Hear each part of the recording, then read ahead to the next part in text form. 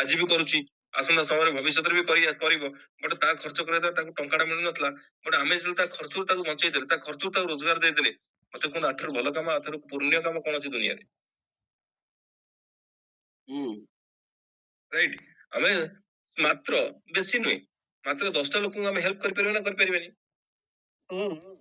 ଆମକୁ ଆମକୁ ଯିଏ ଶିଖେଇଛି ଆମେ ତାକୁ ଥ୍ୟାଙ୍କ ୟୁ କହିବାନି, ଆମେ କଣ କରିବା 10ଟା ଲୋକଙ୍କୁ ହେଲ୍ପ କରିଦବା। है ना? ଆମେ ଯଦି ମାତ୍ର 10ଟା ଲୋକଙ୍କୁ ଯେତେବେଳେ ଆମେ ସାହାଯ୍ୟ କରିଦେଲେ, ୟା ବିଷୟରେ ଶିଖେଇଦେଲେ, है ना? ତ ତେଣୁ ତାପରେ ଆମର ଏଠୁ ଆକ୍ଚୁଆଲି କଣ ହବ, ଆମର ଏଠି ଗୋଟେ ମାନେ ତାପରେ ସେ 10ଟା ଲୋକ ସେମାନେ ଯେତେବେଳେ 10 ଲୋକଙ୍କୁ ଶିଖେଇ ଦେବେ, ତେଣୁକରି ଆମର ସେକେଣ୍ଡ ଲେବୁଲରେ କେତେ ଲୋକଙ୍କର ଟିମ୍ ହେଇଯିବ? 100 ଲୋକଙ୍କର ଟିମ୍ ହେଇଯିବ, ରାଇଟ୍? है ना? ତ ସେ 100 ଲୋକଙ୍କୁ ସେଇ କଥା କହିବା, ଭାଇ ତମକୁ ଆମେ ଶିଖେଇଦେଲୁ, ତମର ଫାଇଦା ହେଲା, ତମେ ଆମକୁ ଥ୍ୟାଙ୍କ ୟୁ କହିବା ଦରକାର ନାହିଁ, ତମେ 10ଟା ଲୋକଙ୍କୁ ଶିଖେଇ ଦିଅ, 10ଟା ଲୋକଙ୍କୁ ହେଲ୍ପ କରିଦିଅ, है ना? ତ ସେକେଣ୍ଡ ଲେବୁଲରେ 100 ଜଣ ଲୋକ ଯେତେବେଳେ ସେମାନେ 10 ଲୋକଙ୍କୁ ଶିଖେଇ ଦେବେ, ସାହାଯ୍ୟ କରିବେ, ତେଣୁକରି ଥାର୍ଡ ଲେବୁଲରେ କେତେ ଲୋକଙ୍କର ଟିମ୍ ହେଇଯିବ? 1000 ଲୋକଙ୍କର, 1000 ଲୋକଙ୍କର ଟିମ୍ ହେଇଯିବ। ମାଇ ଡିୟର ଫ୍ରେଣ୍ଡସ୍, ଏ କାମ ହେଲା କଣ, ମୁଁ କଣ କହିଲି, ମାନେ ମାନେ ସଚ୍ଚାଇ ଆଉ ଇମାନଦାରୀ ଆଉ ନିଷ୍ଠାର ସହିତ ଚେଷ୍ଟା କରିବେ, ଲୋକମାନଙ୍କୁ ହେଲ୍ପ କରିବା, ଲୋକମାନଙ୍କୁ ସାହାଯ୍ୟ କରିବା, ରାଇଟ୍? ଏ କୌଣସି ଇନଭେଷ୍ଟମେଣ୍ଟ ପ୍ଲାନ୍ ନୁହେଁ, କୌଣସି ଲୋକର ଗୋଟେ ମାନେ ଏଠି ଲକ୍ଷ ଲକ୍ଷ ଟଙ୍କା ଲଗଉନି, କିଛି ଲଗଉନି ଏଠି, ହେଲା, ରାଇଟ୍?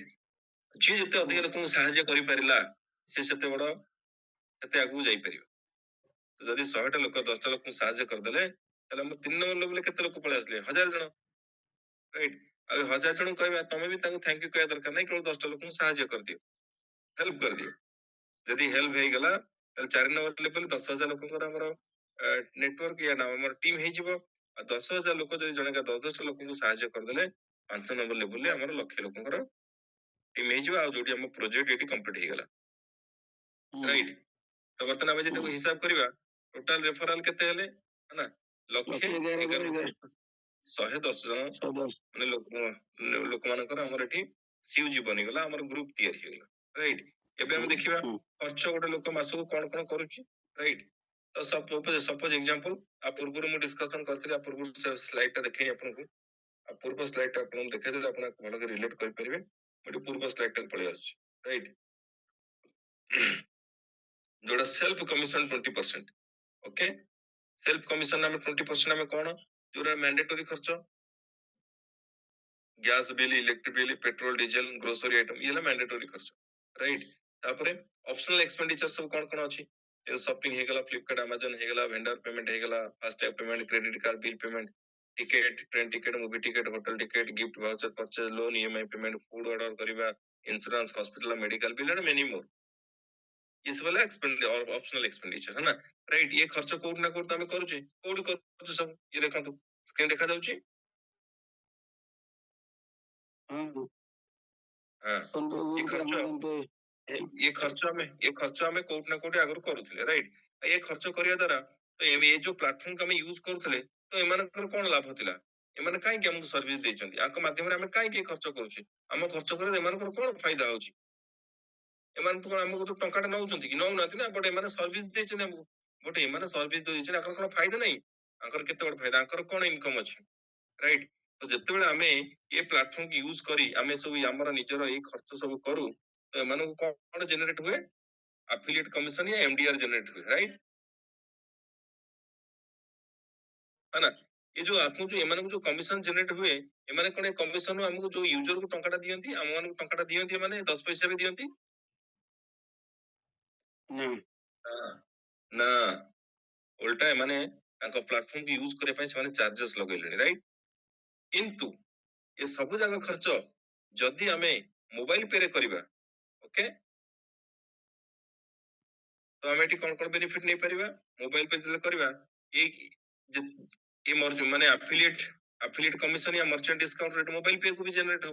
मोबाइल पे रो उद्देश्य थिला कोन, मोबाइल पे कहतला जे मते जहां भी कमीशन आसिला, जहां भी एमडीआर जनरेट हला, मु सरकार को जीएसटी पे कला परे आ जहां रहिला 75% मु यूजर को बा यूजर को डिस्ट्रीब्यूशन कर देबी, बाकी 25% मो पाखर रखिबी, राइट? है ना? आ जो 25% पाखे रखिबी, एटा कमीशन केमि जनरेट हबा, एग्जांपल अमाउंट मु आपन को देखैथिली, जे सपोज एग्जांपल जने 3000 टका खर्च करतोंदी, ତାହେଲେ କମ ସେ କମ 1% ଜେନେରେଟ ହେଲା, ଏତିକି ଜିଏସଟି କଟିଲା, ଜିଏସଟି କଟିଲା ପରେ ଏତିକି ରହିଲା, ଆଉ ଏତିକି ହେଲା ପରେ ସେଲ୍ଫ ମିଳିଲା ଏତିକି ପରସେଣ୍ଟ 20%, ରାଇଟ୍? ତ ଏଇ ଜିନିଷ ଦେଖେ ସାର୍ ଆମେ ଅଲରେଡି ଦେଖେଇ ଦେଇଛେ, ତାପରେ ଆମେ ପଳେଇ ଆସିବା କୋଉଠି ଆମ ସିୟୁଜି କମିଶନ 8% କୁ, ଯୋଉଠି ଆମେ ଥିଲେ, ଏଇଠି ଥିଲେ ଆମେ। ଆଜି ଗୋଟେ ଲୋକ, ଆମେ କେବଳ କଣ ଆମ କନସେପ୍ଟ କଣ ଯେ ଆମେ ଶିଖିବା, ଲୋକମାନଙ୍କୁ ଶିଖେଇବା, ଲୋକମାନଙ୍କୁ ହେଲ୍ପ କରିବା, କଣ ସେମାନେ ତାଙ୍କ ଖର୍ଚ୍ଚରୁ କେମିତି ବଚତ କରିପାରିବେ। ଆଉ ଏଇ ଜିନିଷ ଯଦି ଆମେ ଲୋକମାନଙ୍କୁ ଶିଖେଇବା, ମାଇ ଡିୟର ଫ୍ରେଣ୍ଡସ୍, ହେଲା, ଯେତେ ଅଧିକ ଲୋକଙ୍କୁ ଆମେ ସାହାଯ୍ୟ କରିବା, ହେଲା, ମାନେ ଆମେ ଯେତେ ଲୋକମାନଙ୍କର ଭଲ କରିବା, ଆମର ସେତେ ମାନେ ଭଲ। ଆମେ ଯଦି 10ଟା ଲୋକଙ୍କର ଭଲ କରିବା, ଆମର 10 ଗୁଣା ଭଲ ହେଇଯିବ, ରାଇଟ୍? ସେ 10ଟା ଲୋକଙ୍କର ଯଦି 1000 ଟଙ୍କା ବଞ୍ଚେଇ ଦବା, ଆମର 10,000 ଟଙ୍କା ବଞ୍ଚିଯିବ, ରାଇଟ୍? ତ ଠିକ ସେମିତି ଆମେ ମିଶନରେ କାମ କଲେ, ଲୋକମାନଙ୍କୁ ହେଲ୍ପ କଲେ, ଲୋକମାନଙ୍କୁ ସପୋର୍ଟ କଲେ, ଲୋକମାନଙ୍କୁ ସାହାଯ୍ୟ କଲେ, ସେମାନେ କେମିତି ତାଙ୍କ ଖର୍ଚ୍ଚରୁ ବଞ୍ଚେଇ ପାରିବେ, ହେଲା, ଆଉ ତାଙ୍କ ଖର୍ଚ୍ଚରୁ ସେମାନେ କେମିତି ରୋଜଗାର କରିପାରିବେ। ଆମେ ଏଇ ପ୍ରୋଜେକ୍ଟରେ କାମ କଲେ, 10 ଷ୍ଟ୍ରକ୍ଚରରେ କାମ କଲେ, 10 ଲୋକଙ୍କୁ ହେଲ୍ପ କଲେ, ସପୋର୍ଟ କଲେ, ଆମ ଟିମ୍ ହେଇଗଲା 1,11,110 ଜଣଙ୍କର। ଆଉ ଗୋଟେ ଲୋକ କମ ସେ କମ ये मैंडेटरी खर्च, मोबाइल रिचार्ज, डीटीएच रिचार्ज कम से कम 600 टका तो मिनिमम, गोटे घर तो 2टा फोन अछि, मिनिमम रिचार्ज 2टा फोन को मास को 600 टका, तो डीटीएच रिचार्ज कम से कम 200 टका, ये कहले 800 टका हेगला। इलेक्ट्रिक बिल कार 1000 टका आसुची, कार 800 टका आसुची, कार 200 टका भी आसुची, राइट? कार 3000 टका भी आउची मासु, है ना? तो हमरा सिंपल गोटे छोट, आमे मोबाइल पे, आ गोटे कथा, मोबाइल पे कहार एक्चुअली दरकार, आमे तांको पाखु जिबा, ହେଲା। ଆପଣ ମାନେ କେବେ ଭାବିବେନି ଯେ ଇଏ ଲୋକଟା ବହୁତ ଖର୍ଚ୍ଚ କରୁଛି, ଆକୁ ଦେଇଦେଲେ ଇଏ କରିବ ନା, ତା ପାଇଁ ମୋବାଇଲ ପେ କିଛି କୌଣସି ଭ୍ୟାଲ୍ୟୁ ନାହିଁ ତା ପାଖରେ। କିନ୍ତୁ ମୋବାଇଲ ପେ ଦରକାର କାହାର? ଆକ୍ଚୁଆଲି ଯାହାର ଦରକାର, ଯାହା ପାଖରେ ଅପରଚୁନିଟି ନାହିଁ, ତାକୁ ଆମେ ମୋବାଇଲ ପେ କହିଲେ, ହେଲା। ସପୋଜ ଏକ୍ସାମ୍ପଲ, ଇଲେକ୍ଟ୍ରିକ ବିଲ୍ ଧରି ନିଅନ୍ତୁ ମିନିମମ୍ 300 ଟଙ୍କା, କମ ସେ କମ ଗ୍ୟାସ ବିଲ୍ 900 ଟଙ୍କା, ଗ୍ରୋସରୀ ଆଇଟମ 1000 ଟଙ୍କା। ତ ଗ୍ରୋସରୀ କଥା ଯେତେବେଳେ ଆମେ କହିବା, କିଛି ଲୋକ କହିବେ ଯେ ଗ୍ରୋସରୀ ତ ଆମର ଏଇ ଦୋକାନରୁ ଆଣିଲେ ହବ କି, ଆମର ସେ ରାମୁ ଦୋକାନରୁ ଆଣିଲେ ହବ, ସେ ଯଦୁ ଦୋକାନରୁ ଆଣିଲେ ହବ ନା, ସେଠୁ ହବନି। ଆପଣ ଗ୍ରୋସରୀରେ କମ ସେ କମ 2-3 ହଜାର ଟଙ୍କା ମାସକୁ ଖର୍ଚ୍ଚ ହଉଥିବ ପ୍ରତ୍ୟେକ ପରିବାରରେ, ରାଇଟ୍? ତ ଆପଣ ମାନେ ଯୋଉ ଛୋଟ ମୋଟ ଜିନିଷ ଯେତେବେଳେ ଅର୍ଜେଣ୍ଟ ଦରକାର, ଆପଣ ମାନେ ସେ ଯଦୁ ଦୋକାନରୁ ନେଇ ଆସନ୍ତୁ, ରାମୁ ଦୋକାନରୁ ନେଇ ଆସନ୍ତୁ, କିନ୍ତୁ କମ ସେ କମ ମାସରେ ଥରେ ଯାଇକିରି କୌଣସି ମାର୍ଟରୁ ସେଠୁ ଯାଇକିରି ଏ ଯୋଉ ଜିନିଷ ସବୁ ମାନଙ୍କର ଡାଲି ହେଇଗଲା, ତେଲ ହେଇଗଲା, ହେଲା, ଏସବୁ ଯୋଉ ଜିନିଷ, ଯୋଉ ସବୁ ମସଲା ଜିନିଷ ହେଇଗଲା, କମ ସେ କମ 1000 ଟଙ୍କା ତ ଜିନିଷ ଯାଇ ଆଣିପାରିବା ନା ଆଣିପାରିବା ମାସରେ ଥରେ? ହଁ,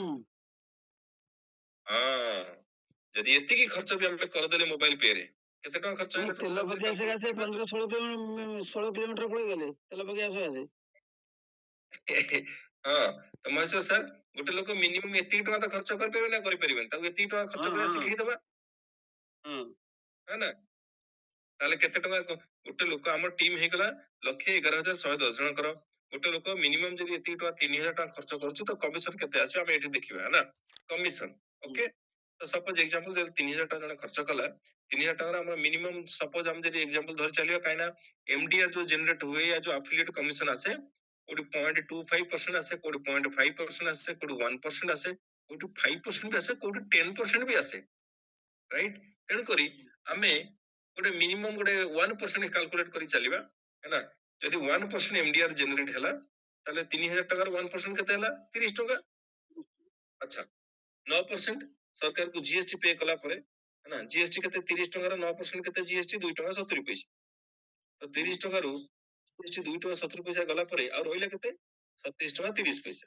ଓକେ, 27 ଟଙ୍କା 30 ପଇସାରୁ ଇଏ ହେଲା, ଯେତିକି ରହିଲା ଇଏ ହେଲା 75%। ଆଦରୁ 25% ମୋବାଇଲ ପେ ସେ ନିଜେ ରଖିବ, ତାର ସଫ୍ଟୱେର ଡେଭଲପମେଣ୍ଟ ପାଇଁ, ପ୍ଲସ ତାର ବିଜନେସ କୁ ଡେଭଲପ କରିବା ପାଇଁ, ପ୍ଲସ ମୋବାଇଲ ପେ ର ଏଟା ତାର ପ୍ରଫିଟ, ରାଇଟ୍? 25% ମୋବାଇଲ ପେ ରଖିଲା କେତେ? 27 ଟଙ୍କା 30 ପଇସାରେ 25% ହଉଛି 6 ଟଙ୍କା 82 ପଇସା, ରାଇଟ୍? ଆଚ୍ଛା, 6 ଟଙ୍କା 82 ପଇସା, 27 ଟଙ୍କା 30 ପଇସାରୁ 6 ଟଙ୍କା 82 ପଇସା ଯାଇ ସାରିଲା ପରେ ଆଉ ରହିଲା କେତେ? ଆଉ ଯେତିକି ରହିଲା ସେଟା ହେଲା 75%, ହେଲା, ସେଟା ହଉଛି 20 ଟଙ୍କା 47 ପଇସା। ଯୋଉ ଲୋକ ନିଜେ ଖର୍ଚ୍ଚ କରିଥିବ, ହେଲା, ସେଲ୍ଫ, ତାକୁ ମିଳିବ 20%। 20% କେତେ? 4 ଟଙ୍କା 9 ପଇସା, ରାଇଟ୍? ଯଦି ଏଇ ଖର୍ଚ୍ଚ ଆପଣ ଟିମ୍ ରେ ଜଣେ କିଏ କରିଛନ୍ତି, ତେଣୁକରି ଆପଣଙ୍କ ଟିମ୍ ରୁ ସିୟୁଜ କମିଶନ ଆସିବ 8%, ହେଲା। 20 ଟଙ୍କା 47 ପଇସାର ସେଲ୍ଫ କମିଶନ 4 ଟଙ୍କା 9 ପଇସା ଯିଏ ଖର୍ଚ୍ଚ କରି ସିଏ ନେଲେ, ଆଉ 20 ଟଙ୍କା 47 ପଇସାର ସିୟୁଜି କମିଶନ 8% ହଉଛି, ସେଟା ହଉଛି ଟଙ୍କା 63 ପଇସା। ମାଇ ଡିୟର ଫ୍ରେଣ୍ଡସ୍, ଆମର 1,10,000 ଲୋକଙ୍କର ଅଲରେଡି ଟିମ୍ ତିଆରି ହେଇଯାଇଛି, 1,11,110 ଜଣଙ୍କର। ଗୋଟେ ଲୋକ ମିନିମମ୍ 3,000 ଟଙ୍କା ଖର୍ଚ୍ଚ କଲା, तो आमको आसो केते 8% यानी टंका 63 पैसा जदि 1,11,110 जन लोक पाखरु गोटे लोक पाखरु टंका 63 पैसा आसिला माय डियर फ्रेंड्स एटा हमर मंथ इनकम केते हेजिवो यस 1,81,998 टका 18 पैसा एक बार जोरदार क्लैपिंग हे जाओ मस्त सर ये प्रेजेंटेशन ने बहुत बढ़िया बहुत बढ़िया ग्रेट सर